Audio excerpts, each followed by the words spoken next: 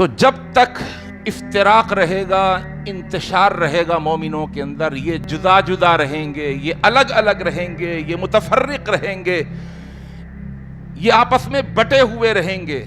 تو یاد رکھیے کبھی ایک عمارت بن ہی نہیں سکتے، جبکہ اللہ کے پیغمبر فرما رہے ہیں نہیں، انہیں آپس میں جڑ کے رہنا پڑے گا اور ایک عمارت کی شکل اختیار کرنی ہوگی۔ یشد بعضہ بعضا۔ آج امت مسلمہ کا کیا حال ہے؟ سب اپنی جگہ بہت اسٹرانگ ہے، سعودیہ کے پاس پیسہ بہت ہے، کتنے اسلامی ممالک ہیں جو آج سے 50 سال 100 سال پہلے بالکل فقیر تھے، اللہ نے ان کے نیچے، ان کے پاؤں کے نیچے، ان کے قدموں کے نیچے اللہ نے بلیک گولڈ نکال دیا، لکوڈ سونا اللہ نے نکال دی، پوری دنیا کو پیٹرول سپلائی کر رہے ہیں، اور ان کی معیشت کتنی اچھی ہو گئی، اتنے مضبوط ہو گئے، اسٹرانگ ہو گئے، لیکن اس کے باوجود بھی ان کی کوئی حیثیت نہیں ہے، اس لیے کہ آپس میں جڑے ہوئے نہیں ہیں۔ آپ کہیں گے نہیں وہ IC کے اجلاس بلائے جا رہے ہیں، کسی کام کے نہیں، حقیقت میں جڑنا ہوگا، ایک دوسرے کی ضرورت بننا ہوگا۔